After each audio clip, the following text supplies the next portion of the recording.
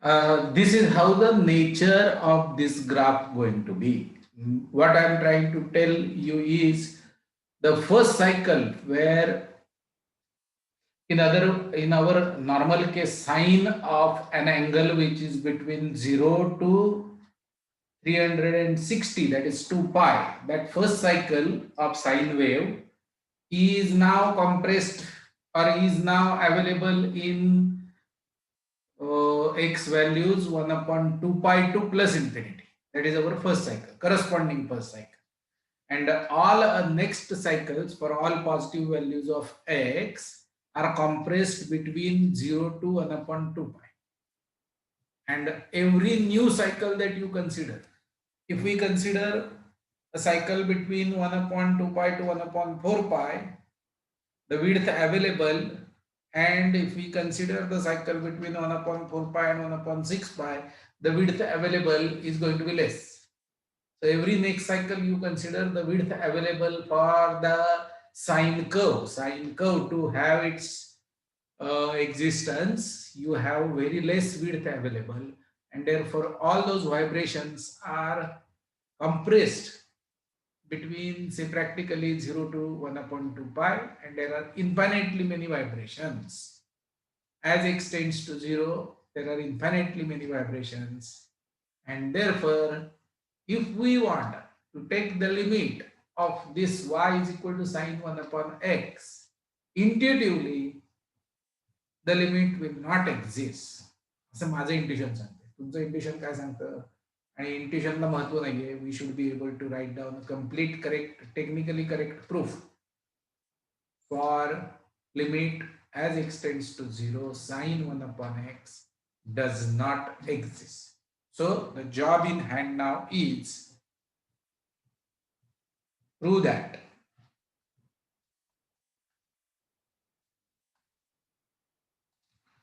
limit x tends to 0, sine 1 upon x does not exist.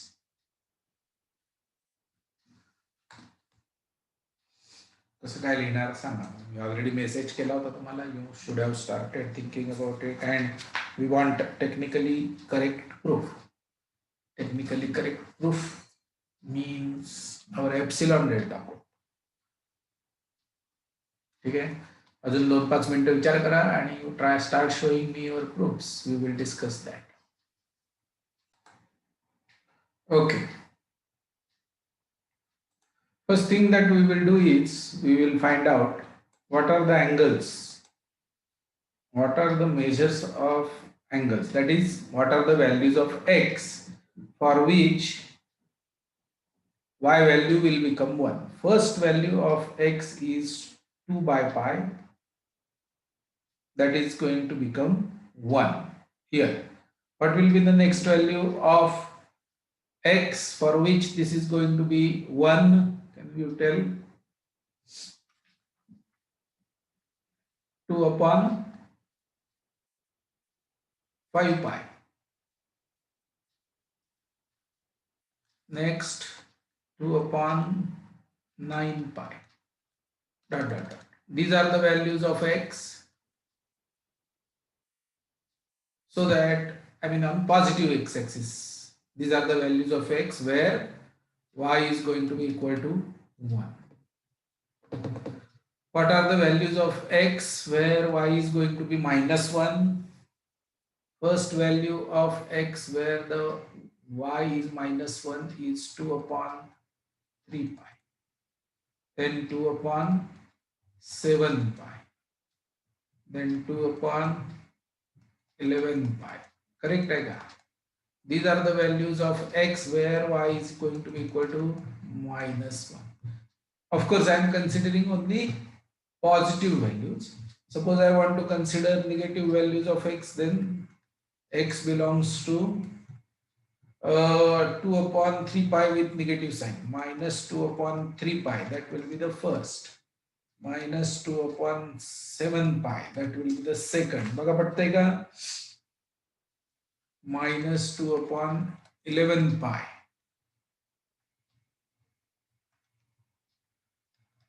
And so on. these are the values where y value is going to be 1. X belongs to negative side, minus 2 upon pi. It will be minus 1. Minus 2 upon 5 pi. Minus 2 upon 9 pi. And so on. So, can we generalize and say if say something like this? बोला कसं करणार? If x is equal to, if x is equal to, then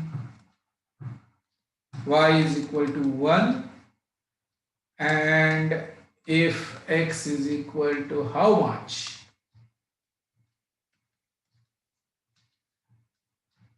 Y is equal to minus 1. सोपं आहे. सांगा काय लिहू box मध्ये?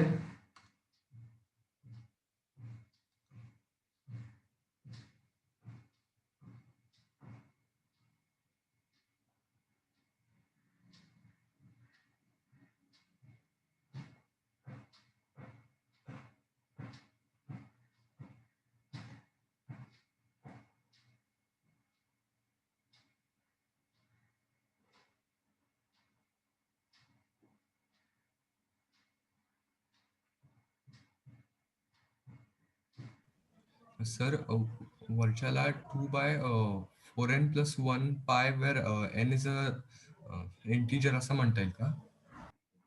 म्हणा म्हणा. येस काय? 2 upon 4n plus 1 pi.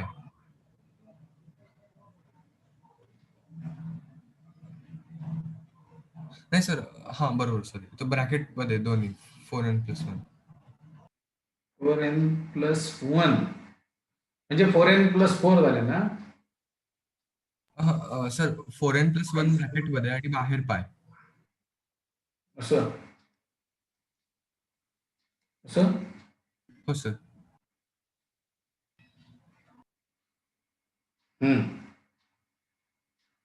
आणि खालच्याला 4n plus 3, 4n plus 1 च्या जागी.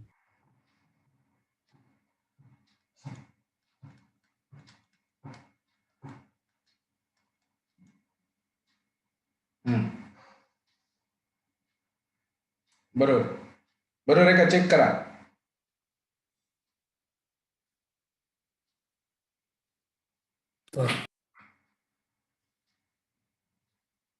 n is equal to 0 टाकलं की 2 by pi, n is equal to 1 टाकलं की 5 by pi, n is equal to 2 टाकलं की करेक्ट आहे, आणि n is equal to -1 टाकलं तर 2 upon -3 pi. Correct? Good. Okay, so this information is available for different values of n.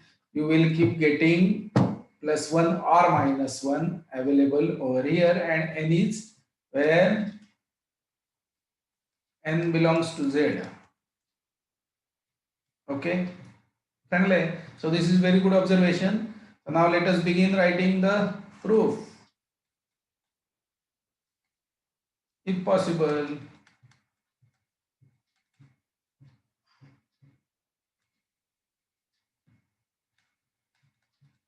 let limit x tends to 0, sin 1 upon x is equal to L. Okay, then what are we supposed to prove? To prove that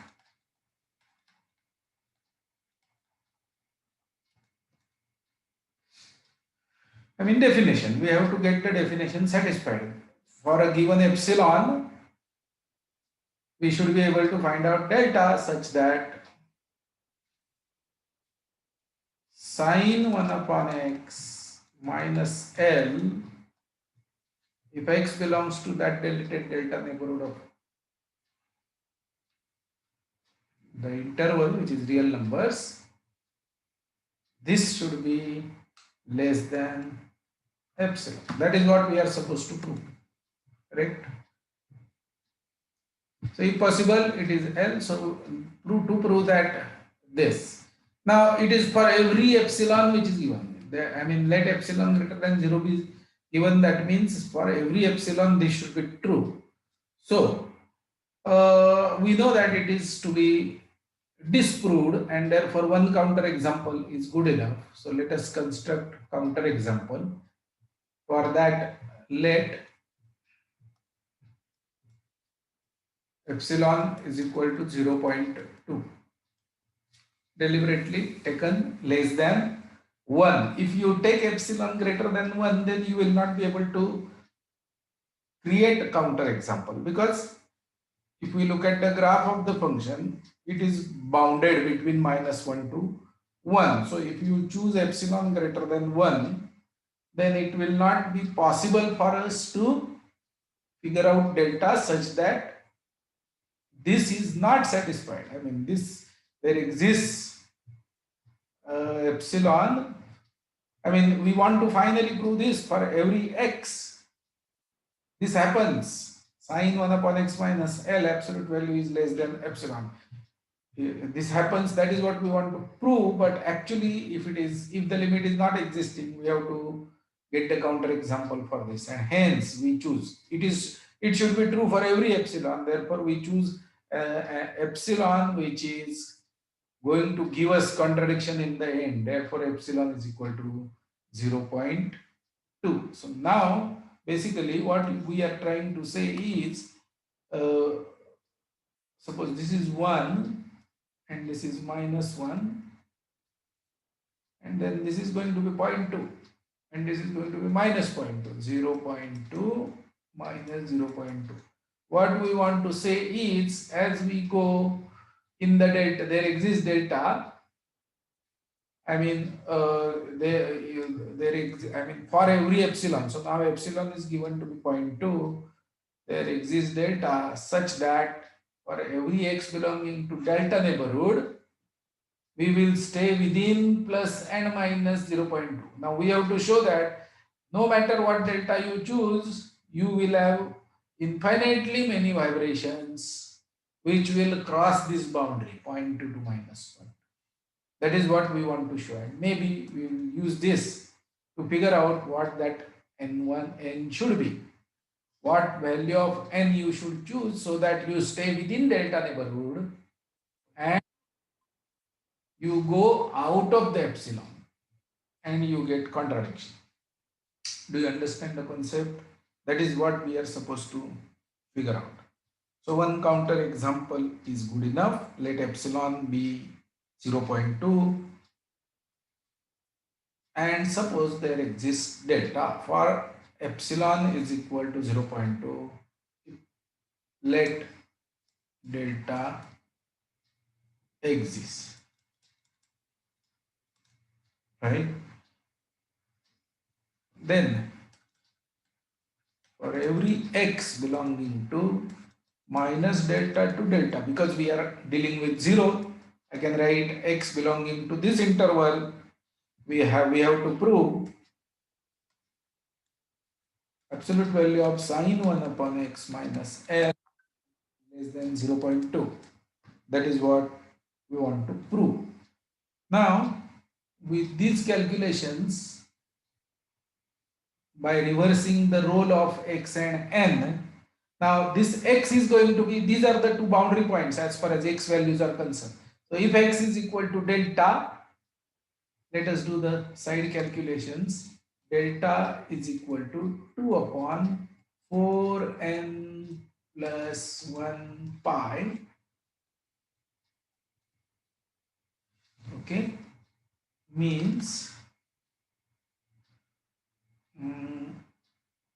4n plus 1 pi is equal to 2 upon delta, which implies 4n plus 1 is equal to 2 upon delta pi, which implies 4n is equal to 2 upon delta pi minus 1, which implies n is equal to 2 upon delta pi minus 1 whole divided by 4. Okay, which is equal to 1 upon 2 delta pi minus 1 upon 4. Is that correct? Whatever. And for every n belonging to z. Okay. So if we could find out for the delta that we have found out, if we could find out n, if we could find out n by doing these calculations, if we take n value greater than the n calculated like this, if we take n value which is greater than the n calculated like this, because it is in the n is in the denominator, we are supposed to be between minus delta to plus delta. बघा समजते का? It is in the denominator. Say for example, suppose we say delta is equal to 0.1, for example, just for the purpose of understanding. Suppose we find out delta is equal to 0.1. So if we put delta is equal to 0.1, we get n is equal to 1 upon or maybe 10 upon 2 pi minus 1 upon 4. If we consider pi as say 3, then it is 10 upon 6. Okay, let me just have this number. 10 upon 2 pi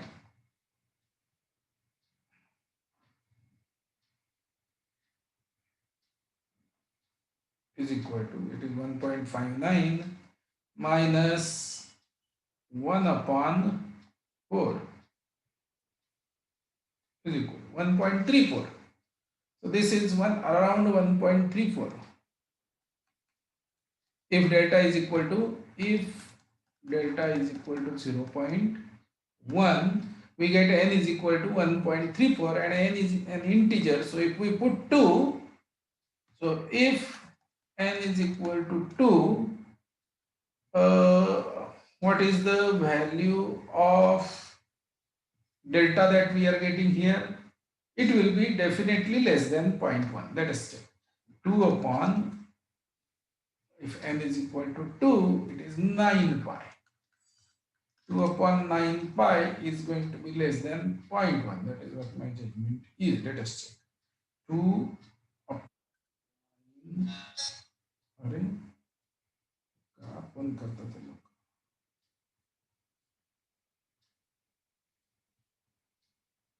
2 upon 9 upon pi is equal to, it is 0.07. This is equal to 0.07. So for n is equal to 2, you go less than 0.1, as between 0 to 0.1. If you take n is equal to 3, you go still less than 0.1. So if we have value of n which is equal to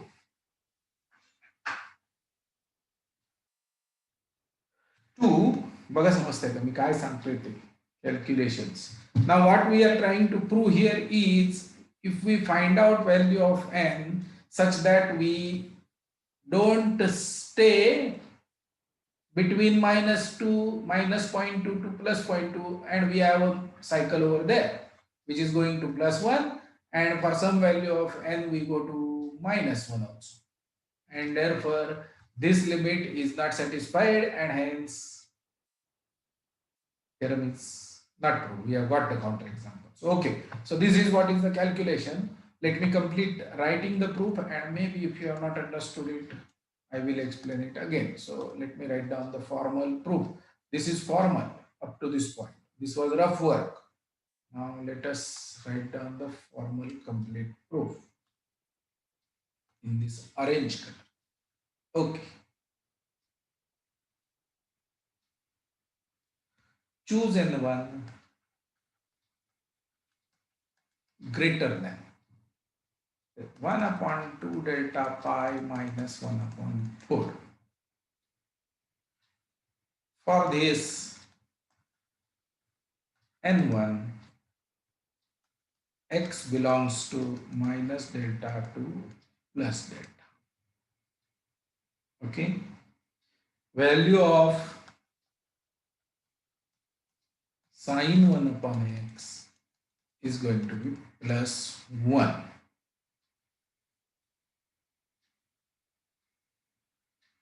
Therefore, we get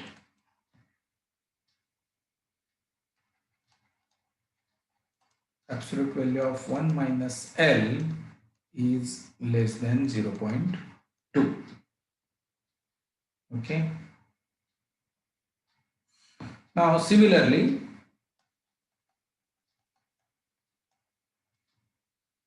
choose N2, another number,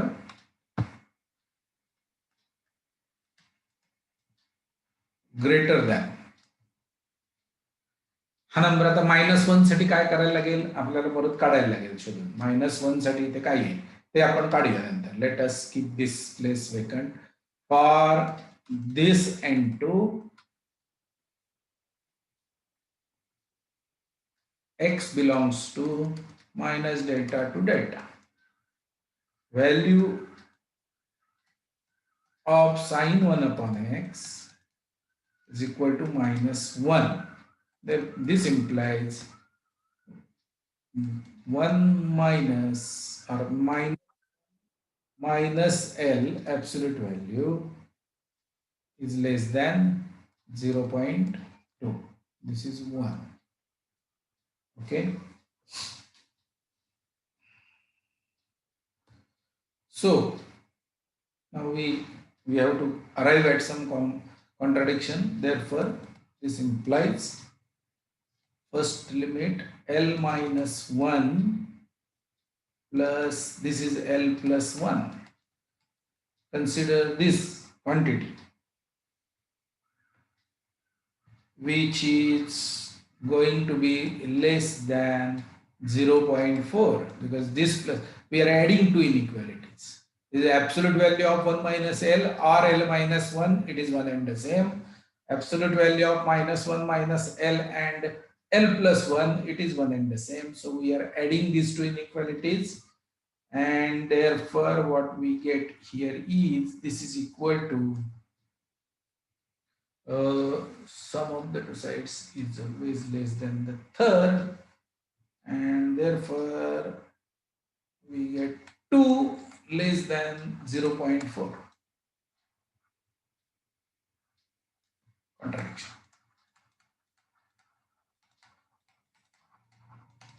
And therefore whatever we have assumed that the limit is L, it is not true. Therefore sine 1 upon x limit as x tends to 0 does not exist. Okay, now only thing which is remaining is this quantity. तर ते अनिशने काहीतरी सांगितलं होतं formula, आपल्याला काय सांगितलं होतं formula, 2/4n plus 3 pi. 2/4n plus 3 pi.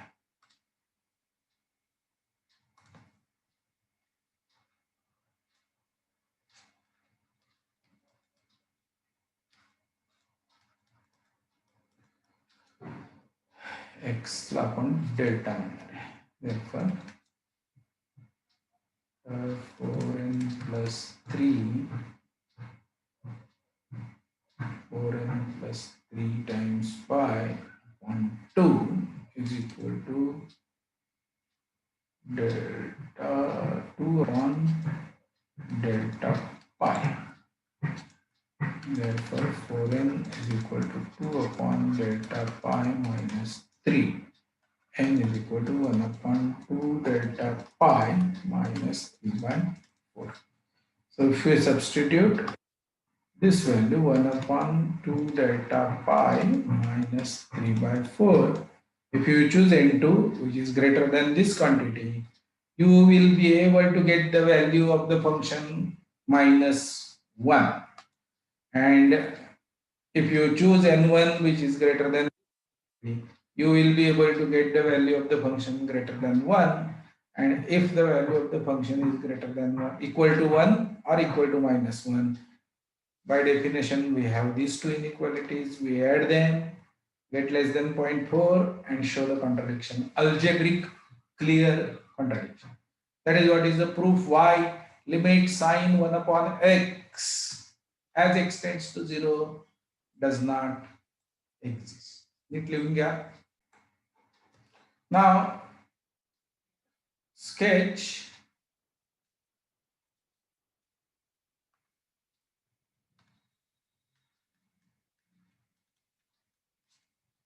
y is equal to x sine 1 upon x. You should be able to do this sketch now quickly because you already have experience of sketching y is equal to sine 1 upon x. So try to sketch this particular graph. X sine 1 upon, you are multiplying by x. Existence of sine 1 upon x in this function will keep on creating vibrations because it is a sine wave which we are trying to just invert it, but then those vibrations reaching 1, reaching -1 will keep on happening here. And now if this quantity reaches 1 at some value of x, that means that value of x, y is going to be equal to that value of x. Say for example 2 upon pi, x is equal to 2 upon pi, this is going to be 1. So y will be 2 upon pi, right? Like that you can plot. However, because we are multiplying by x, the value of the function will not cross geometrically two lines, which is y is equal to x and y is equal to -x, because this can stay between -1 less than or equal to sine 1 upon x is less than or equal to 1. Okay, so this quantity is going to be between -1 to 1, and therefore -x is going to be less than or equal to x sine a 1 upon x is less than or equal to x. So your y value will never cross y is equal to -1 x and y is equal to x. That is very important observation, and corresponding values of y will be available. So let me try to sketch it now. We have two dotted lines, 45 degree, y is equal to x, y is equal to -x.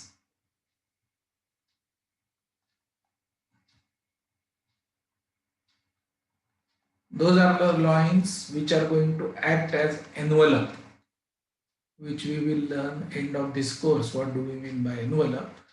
But then your value of y will be not available in this zone or in this zone. All values will be either in this zone or in this quadrant. These are the two quadrants in which we will have. Now suppose x is equal to 2 pi by 2 upon pi. This is the value of x, for example. Then at 2 upon pi, it is going to be y is equal to 2 upon pi. So this is going to be point on the curve. 2 upon pi is going to be point on the curve. 2 upon 5 pi. 2 upon 5 pi is going to be point on the curve.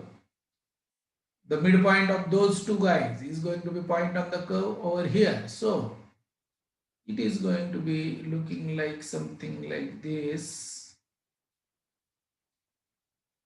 And this is the cycle which I am trying to draw, which is the first cycle if it was between 0 to 2 pi, but now it is inverted, therefore it is gone away. So this is 2 pi. It will cross first time x-axis at 1 upon pi, second time x-axis at 1 upon 2 pi, and so on. Now what will happen after this? For the value of x greater than 2 pi, 2 upon pi, 2 upon pi is less than 1. So eventually this graph is going to go and stabilize at 1. Why? Why will this limit as x tends to infinity? Limit as x tends to infinity, x sine 1 upon x. We can solve this. Limit x tends to infinity, sine 1 upon x upon 1 upon x. Let x is equal to 1 upon t. X tends to infinity plus infinity implies t tends to 0. Therefore, the limit becomes limit t tends to 0 sine t upon t, which is standard limit 1. We know that. Therefore, eventually this is going to go and stabilize at x is equal to 1, asymptotic. Okay, this is less than that. And every time it is going to, whenever the value of this is going to be plus 1 or minus 1, it will touch this line because this is going to be x. And therefore, the final version of this is going to be like this. Okay, and there will be several vibrations here. Multiplication of these two odd functions will make it even, and therefore it is going to be exactly similar on the other side of x.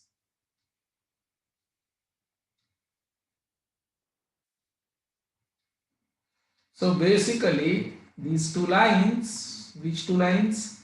Y is equal to x and y is equal to minus x, or opposite of x.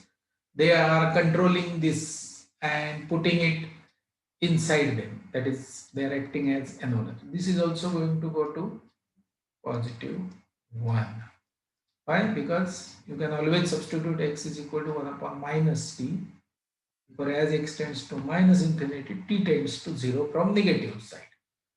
Okay, so 1 upon everything will be in place, and therefore this limit goes to plus 1 this side, plus 1 this side, and these two lines are dampening it.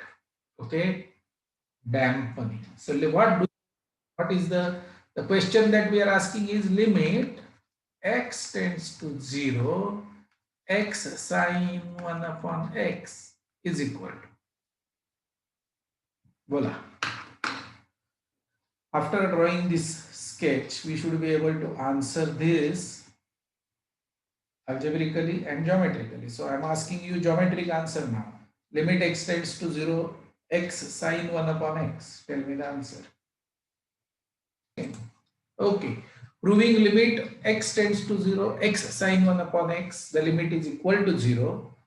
And the proof is very simple. For every x belonging to R, and if x is not equal to 0, minus 1 is going to be less than equal to sine 1 upon x is less than equal to 1. If you multiply these inequalities by mod x, which is a positive number, mod x is a positive number, then we get opposite of mod x less than or equal to x sine 1 upon x is less than equal to mod x. Now, why can I remove this mod sign over here? Yes, because it is eventually going to stay within these two boundaries. So instead of writing mod x here and then considering two cases and then getting rid of mod x from this term, I'm just directly writing it as x. We understand what it is. Basically, sine 1 upon x is a bounded function. It is bounded between minus 1 to plus 1. And if you are multiplying bounded function by any other function, the effect of sine 1 upon x, maximum will be 1 or minimum will be minus 1, and therefore it will stay between minus mod x to plus mod x. That is what is the meaning of this, and this is a perfectly good situation for applying sandwich theorem, and therefore taking limits of all three, we get LHS limit 0, RHS limit 0, and therefore the limit of the function in between, which is sandwich between these two functions, also must be equal to 0. That is how we imagine it, and in the graph we see that yes, eventually from both sides it converges to 0. It converges to 0 from LHS and RHS. So if given epsilon, I mean whatever positive number epsilon is given to you, you can always find delta. So it's such that all values of the function for the values of x between minus delta to plus delta will stay within the epsilon limits, and therefore this limit exists. Now if if we define, see here, we have considered everything for all x except x is equal to 0. Okay. So if, important, if we define y is equal to x sine 1 upon x, sorry, if we define y is equal to x sine 1 upon x for every x belonging to R, x not equal to 0, and if we define it to be equal to 0, if x is equal to 0, then this composite function, whatever we are defining now, is continuous. Why?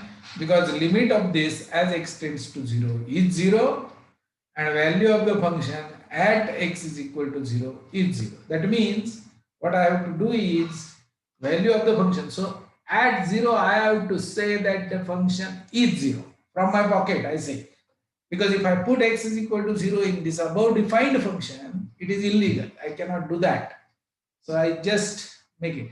However, if I say that at x is equal to 0, the function is say 1 or 0.5, then if this is 0.5, then it is not continuous. In that case, it will not be continuous because limit is tending to 0, the limit is 0, but the value of the function is other than 0. This is, you must have read in books, some removable discontinuity.